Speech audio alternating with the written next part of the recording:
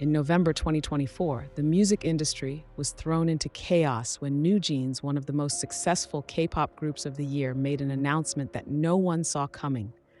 The group declared that they were terminating their contract with ADOR, the subsidiary of the powerhouse label HYBE. The reasons? Breach of contract, mistreatment, and, most shockingly, claims of deliberate miscommunication on the part of their management. This wasn't just another idle contract dispute. This was a full-blown confrontation between the artists and the powerful corporation that controls their careers.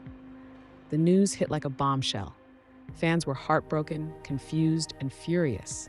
How could something like this happen to a group that had been enjoying such meteoric success? The fallout was immediate, and it wasn't just emotional, it was financial. HYBE, the parent company of ADOR, saw its stock value plummet by a staggering $423 million in a matter of days. The very group that had been expected to bring in massive profits was now at war with their own agency. But as the dust settled, things got even darker. In the weeks that followed, NewJeans made a bold and shocking move. They demanded the return of Min Hee-jin, the former CEO of ADOR. Min had been ousted from her position after accusations of corporate espionage allegedly leaking sensitive company information to rival investors. The allegations were severe, and they painted a picture of a corporation at war with itself. But Min wasn't going down without a fight. She denied the accusations, claiming that her removal was nothing more than a power grab by HYBE after she voiced concerns about the direction the label was taking. Here's where it gets really interesting. NewJeans sided with Min, backing her claims and accusing HYBE of trying to silence her. They even hinted at a larger conspiracy, suggesting that other groups within HYBE, including a new girl group, were copying NewJeans' unique style, their sound, and their brand. Was this really just about a corporate dispute, or was something much deeper at play? As the pressure mounted, NewJeans made another daring move. They announced that they would rebrand themselves as NJZ, cutting ties with ADOR completely. They were ready to break free, to take control of their destiny. The idea of NewJeans reinventing themselves without their agency was an exciting prospect for many fans. But that's when the real drama unfolded. In early 2025, the legal battle entered the courtroom. NewJeans' attempt to break away from ADOR was put to the test. The K-pop industry held its breath as the court hearings began, and the stakes couldn't have been higher. NewJeans wanted out, they wanted creative freedom, and they wanted to have the power to make their own decisions about their music, their image, and their future. But ADOR wasn't going to let them go that easily. The Seoul Central District Court issued a shocking ruling. NewJeans' request to leave the agency was rejected, and the court upheld the exclusivity clause in their contract. They were ordered to stop all unauthorized commercial activities immediately. This was a huge blow to the group. They had been fighting for their artistic freedom, but now they were legally bound to continue their work under the terms of a contract they no longer trusted. But the legal drama didn't stop there.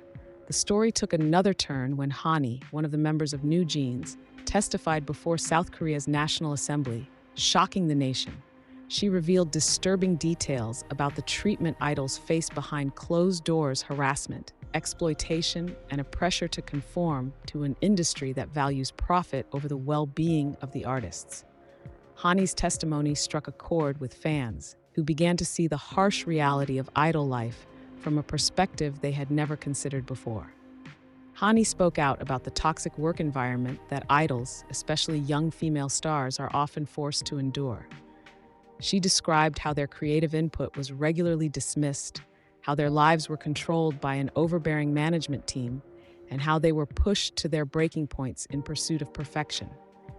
It was a raw, emotional moment that shattered the carefully crafted image of K-pop idols as flawless, untouchable stars. This wasn't just a story about NewJeans, it was a story about the exploitation of artists in the entire K-pop industry. Hani's testimony sent shockwaves through South Korea and the K-pop world. Fans rallied behind her, and the pressure on the industry to reform grew louder. Would NewJeans be the group to start a revolution in K-pop to demand better treatment for all idols? Or would they be crushed by the corporate machinery that had controlled their careers from the beginning?